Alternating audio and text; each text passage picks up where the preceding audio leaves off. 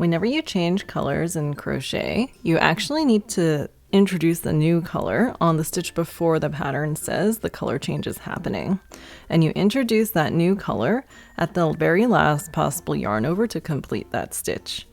So in this situation, I've been crocheting in blue yarn, and in 2 stitches, I'm going to need to switch to orange yarn.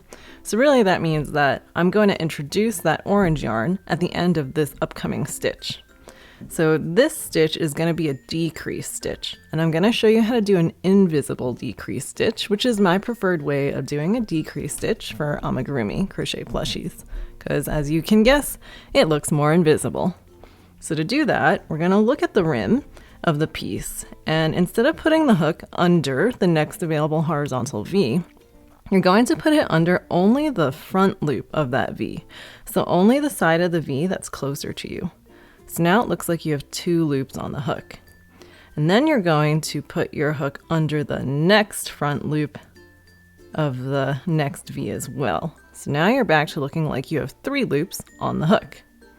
Then you're going to yarn over and pull that yarn through the first 2 loops on the hook. So now you're left with 2 loops on the hook. Then you're going to switch colors. You're going to introduce the second color. You're going to drape it over your hook, leaving at least a 4-inch yarn tail at the front of the hook, so on top of the hook, closer to you. And then I like to hold the new color close to the hook so that there's some tension to make it easy for me to now bring this hook through, or bring this yarn, the new yarn, through both loops on the hook. And when I did that, my blue loops got a little bit loose, so if that happens to you too, just feel free to pull on the blue yarn to make it tighter, pull on the orange yarn to make it tighter. And now when you crochet the next stitch in the new yarn, which is what your pattern says you should be doing, to make sure that this all stays together, you're actually going to crochet over the yarn tail of the new color and the working yarn of the old color. So to do that, let's say I next need to do a single crochet stitch.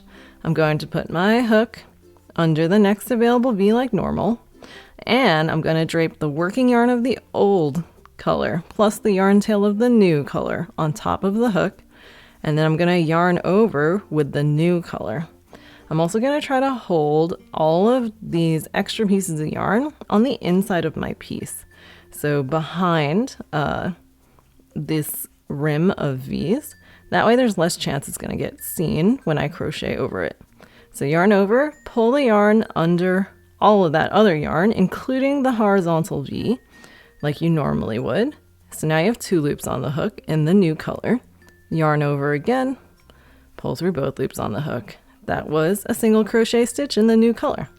And as you go through the rest of the round, you can continue crocheting over the yarn tail of the new color and the working yarn of the old one. I like to do it for at least 8 stitches or so. That way it feels quite secure, and then I can just hide these ends inside the piece.